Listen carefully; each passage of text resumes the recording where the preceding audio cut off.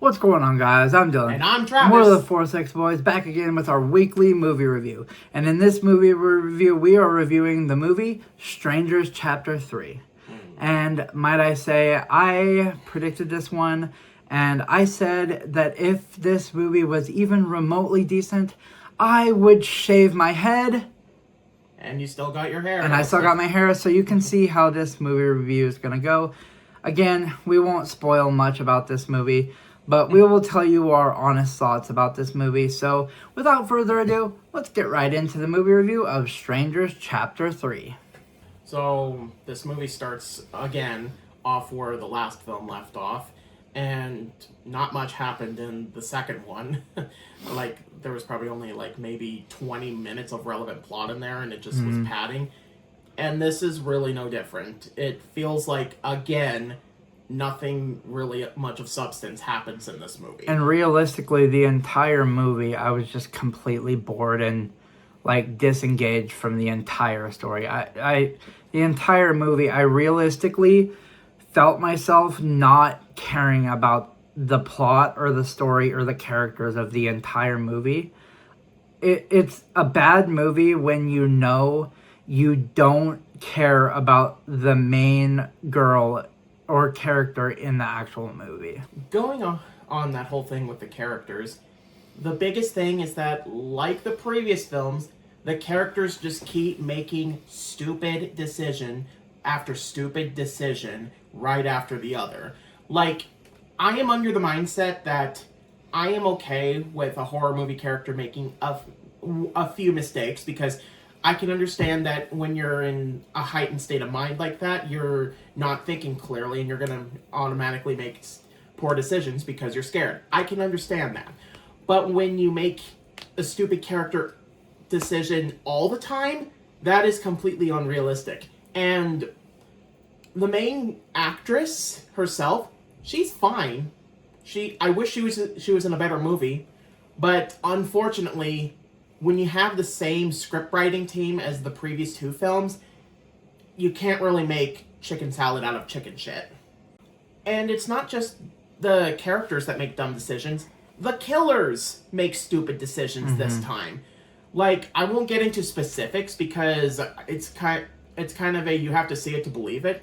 But there's some weird indoctrination thing going on where a character that constantly has been running away from them, fighting every chance that she gets, immediately essentially gives the character a weapon, and she does the unpredictable, and the quote unquote unpredictable, and they never once think, maybe we should restrain this person at all times.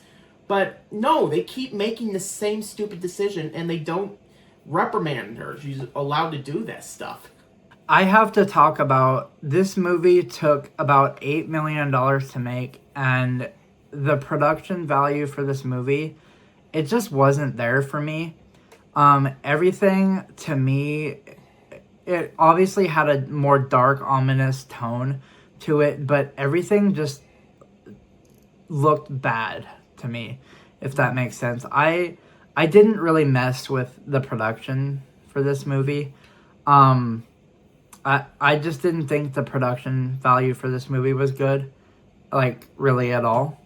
I think the main question I have with this one is, I know that these three films were shot back to back, so do you think that maybe that they were 8.5 combined, or 8 each? Because if it was on its own, where's the money if each film cost $8 million? And if it was combined for all three films, I guarantee you that most of it went to that CGI pig, which wasn't even good to begin with in the second movie. And right now we're not even going to get into that CGI pig. I have to bring up, this film is rated R, and there is little to no blood in this movie. How are you going to have a rated R film and have barely any blood in your film? It's a movie about people getting slaughtered, and you barely have any movie in a rated R movie. Literally, most of the kills are either off screen, off the camera. You see some killing off camera, or whenever someone, like, say, uses an axe or stabs someone, there's no blood. Like, it's almost like a hard PG-13 with maybe a little bit of extreme blood throughout. But even then, it's pretty ridiculously tame. I'm not going to give it away, but I have to talk about how upset I was how they ended this movie. The ending to this movie made me so frustrated, and I feel like it was such a cop-out. I was just... I don't know if it was the right way to end it, but it made me so mad the way they ended it. I think the idea that they were going for could have worked if the direction was better, and I agree. And the writing especially, because literally I was just going through the motions where the entire time I'm just like, just end. Please just end. Exactly. And oh yeah. That's another thing. It felt like it drug. This was the longest hour and 30 minutes of my life. And you want to hear something else that I heard? Apparently, director Renny Harlin, this is just something that I heard, but apparently he was on record to saying that he wanted to combine all 3 films into one giant supercut and release that one as well. Which, if each of those films are an hour and a half, that's literally a 4.5 hour long movie. And I'm not wasting my money to go see that. When I heard that, I'm just like, hell no.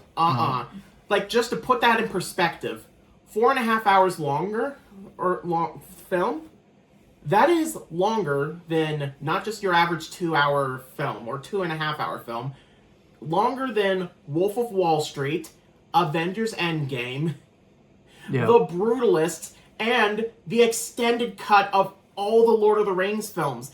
But the only difference is stuff happens in those movies. This, it feels like nothing happens of substance. Please, like, as soon as that happens, like, no, just one at a time, that's good enough for me. One of my big problems of this film also is the writing.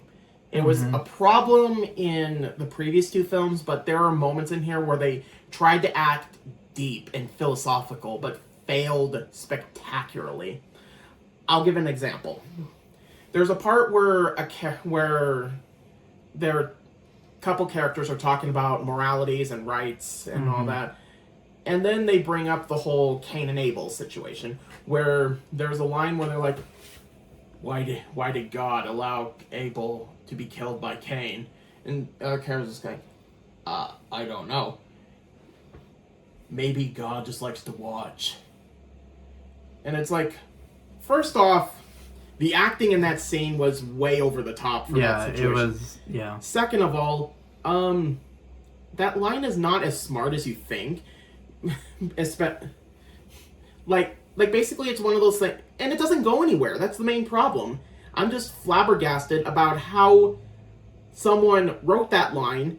It was edited multiple times. It was planned out. It was directed. The actors said that line multiple times. It was edited in, color graded into the film, and no one once specifically said, does this line seem stupid? Nah, keep it in.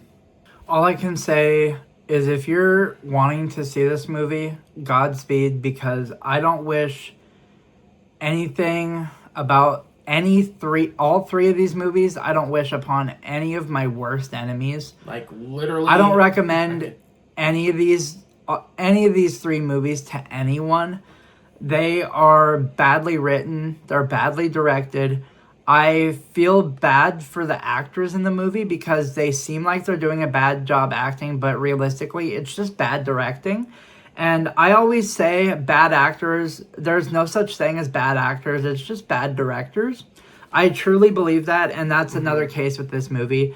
These are terrible movies, and anybody that says they're good movies, I'm not going to say you're wrong because everybody's allowed to have their own opinion, but I will agree to disagree because I believe this is one of the worst horror movie trilogies out there. And I do realize there's a fan base for the original Strangers movie because it's known in the horror community, but it's not good. And the even- second one's even worse, and the third one ended up being somehow the worst one of all. And even if I personally did not like the 2008 original film, at least I understood the point that the film was trying to make. This film completely missed the point of this one, and even going as far as trying to explain things that did not need explaining. And that's the other thing. The second one and the third one had this problem. They just kept trying to add way too many things to the story, which made the first one just simple. They just kept trying to add and add and add and add. That's what made it so simple about the first one. And I get it. They had a story in mind, but it just made it way too overcomplicated. So would I recommend this to anyone? Me personally, no. But if you want to watch any three of these movies, go ahead. You can let us know what you think of Strangers Chapter 3 down in the comments below. We'd love to know what you think about the movie. This was our official review of Strangers Chapter 3. Let us know what you thought. And I'm Dylan. And I'm Travis. We're the 406 Boys. See ya.